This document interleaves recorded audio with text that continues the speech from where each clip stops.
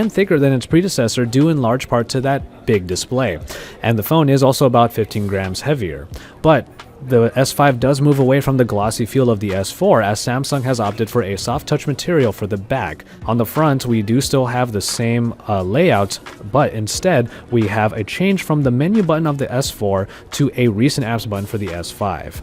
Now, one thing that the Galaxy S5 can definitely boast over the original S4 is its water and dust resistance. An IP67 certification helps it really stand the elements.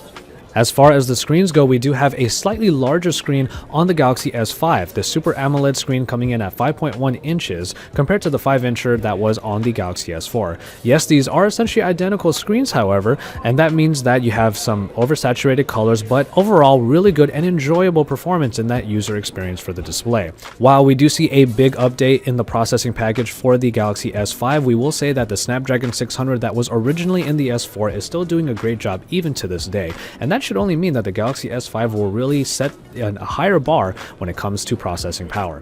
But then when we move on to the hardware department, we will find that the Galaxy S5 does have a slightly larger battery, jumping from the 2600 mAh unit in the S4 to the 2800 mAh unit on the S5. What we will say, however, is that the Snapdragon 805 in theory should be more power frugal, and also Samsung added in quite a few options for power saving. When it comes to the new features, however, everything that came from the S4 does make it to the S5, and then you have the additions of the fingerprint scanner, which is a slide type, and also the heart rate monitor that's found on the back. When it comes to the cameras, we do see that the 13 megapixel unit on the Galaxy S4 is looking to be trumped by the 16 megapixel ISOCELL sensor that has been introduced in the Galaxy S5. This is a sensor that is supposed to take pictures with less noise and even in low light conditions produce a very nice picture. Now, the app on the S5 has also been redone from the S4, touting all of its settings. When you hit the settings button, everything comes up that you'll be able to tweak for good smartphone photography. And in the end, we do see that the S5 is looking to just be a better camera overall compared to the S4.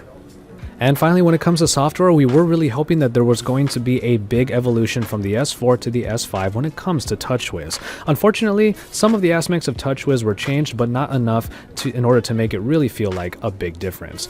The inclusion of a recent apps button on the S5 does allow it to have a little bit more multitasking that is more easily accessible, as you can just jump in and out of apps very easily instead of having to hold the home button in the S4. And finally, the My Magazine UI has been brought to the front and is now a second screen all the way on the left, much like a Google Now in stock Android. So it does change a few of the aspects, but in the end, TouchWiz still pretty much looks like TouchWiz. So if you were expecting a big change between the S4 and S5, you probably didn't get it here.